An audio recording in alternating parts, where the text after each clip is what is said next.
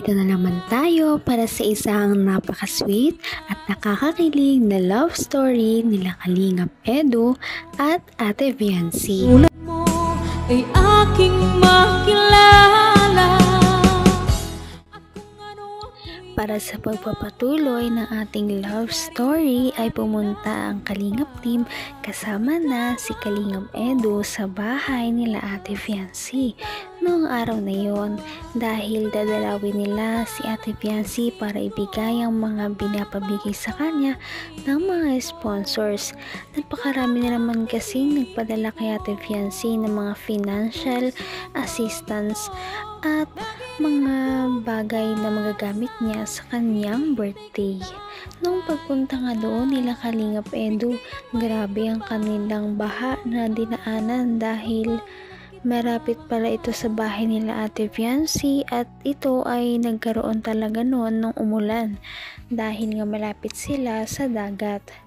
Kaya naman nag-usap muna sila ng mga bagay-bagay dahil na-miss din naman nila ang isa't isa at ito ang kanilang pag-uusap. Mamaya na, paano muna, papagutom muna ako. Tara po muna tayo.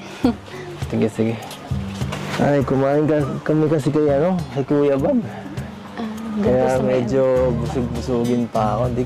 Di ko naman alam eh. Huwag kang mag-alala. Ubus yan ang mga kasama ko ng cables yan. Teka lang. Ano na nga dito? Bakit parang mas gumaganda ka yata ngayon? Ang sikreto mo Ang sikreto mo. Kaliptint lang po ay. Nakalipit. Salamat po sa pambobola. Bola lang ba yun? Parang grabe ka naman. Kayo nga din po. Diyan ako di maniniwala. Parang mas bumabata po yung itsura niyo. Bumabata ako dahil siyempre bata ka eh. Kailangan ko mag-improve. Kamay na kita mahal. Na-miss nga talaga nila ang isa't isa dahil talagang nagbulahan na nga sila nung pagkita pa lamang nila. Pero totoo din naman yun dahil napakaganda nga naman talaga ni Ate Viancy. Palagi na lamang siyang blooming kahit anong araw at kahit wala man siyang suot na makeup o meron. At sabi naman ni Ate Viancy na glowing din daw si Kuya Edu noong araw na yon. Siyempre, paano ba naman nakita niya na naman ang kanyang babaeng minamahal. Kaya sino ba naman talaga ang hindi mag-glow kapag ganon? Grabe talaga ang chemistry ng dalawa kahit naman nag-uusap lang sila ng pang-ordinaryong araw ay talagang nakakakilig kaya naging trending na naman sila sa social media at nakakatuwa dahil nagpo-progress na ang kanilang relationship. Bata ka eh. Kailangan ko mag-improve. Kailangan ko sumabay. Ay, pero bagay sa'yo. Natututo ka na. Nagdadalaga ka na. Ang hihira ka talaga. Ang bilis mo talaga. Ang bilis mo. Okay yan. So, excited ka na ba sa birthday mo? Huwag kang mag-alala. Sasama naman kita doon eh. Kung kinakabahan ka, doon naman ako katabi mo. Aalalayan kita. Saka surpresa ako sa'yo.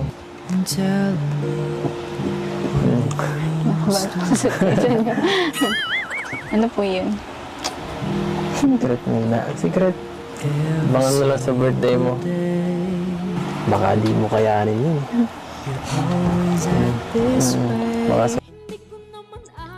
First time nga lang ni Ate Viancy na magkakaroon ng isang party sa kanyang birthday kaya medyo kinakabahan daw talaga siya kung ano ang mga mangyayari sa kanyang karawan. Ngunit sabi ni Kalingap Edu na huwag siyang mag-alala dahil nandun naman daw ang kanyang mga minamahal sa buhay lalong-lalo na si Kalingap Edu para pagkaanin ang kanyang loob at pakalmahin siya. At dahil birthday niya naman yon, siya naman naman ang bida sa araw na yon, kaya't walang problema kung ano man ang kanyang mga gagawin. Nakakatuwa dahil dati na labandera lamang si Ate Fiancee, ngayon ay makakaranas na siya ng isang birthday party na sobrang engrande. Kahit hindi pa man din ito ang kanyang debut o 18th birthday, sobrang bumaha na talaga ng mga sponsors at mga pahanda sa kanyang birthday.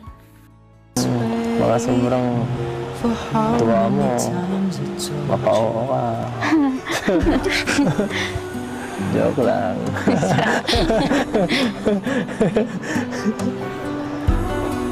Ano? Ay, nako. Yan, say. Grabe yung birthday mo, bongga. Kayo po, bossing. Kamusta ang buhay-buhay? Okay naman. Yung mga ingay lang ng konti, pero wala naman yan. Hindi na lang yung pansinin. Tungkol po saan? Ay, nako, Gonse. Kunwari ka pa dyan. Parang hindi mo alam. Alam ko, basta...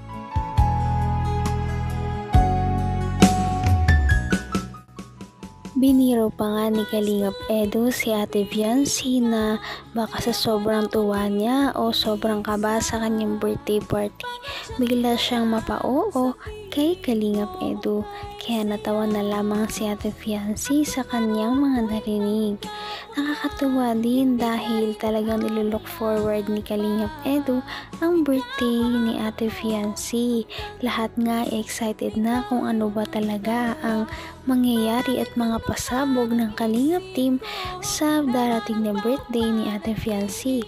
Talagang ito ay ginastusan at pinaghandaan ng buong Kalingap team, pati na rin ang kanyang mga sponsors, kaya sobrang engrande talaga nito at marami ang mga dadalo sa birthday ni Ate Fiancee.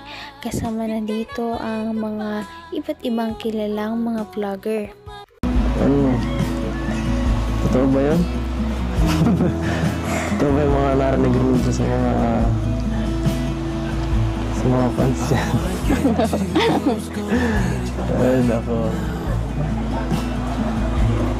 Hindi ko makasalita. Kaya pa napupunta. Change topic po. Bakit? Iniisip mo ba yun? Stress ka ba sa mga nakikita mo? Nababasa sa'yo? Hindi po. Galit ka ba sa akin? Galit na galit? Hindi po. Ano pala? May tiwala naman po ako sa inyo. Kaya ako sa'yo eh. Baka talaga. Baka talaga. Hindi ka rin nag-alilangan pa.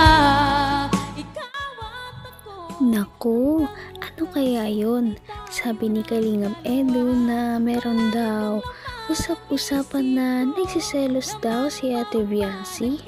Ano kaya ang balitang yon?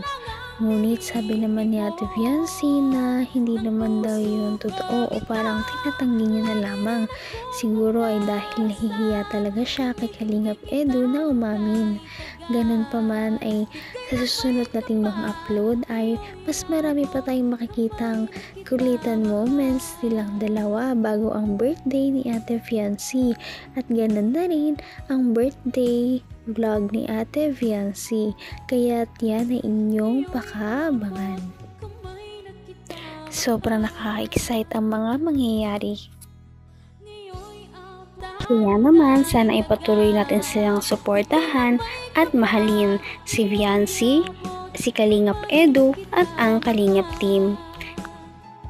Yan lamang at maraming salamat sa panonood. Abangan natin kung magkakatuluyan ba talaga si Kalingap Edu at Fiancee. Hanggang sa muli. Bye! Ngayon'y abot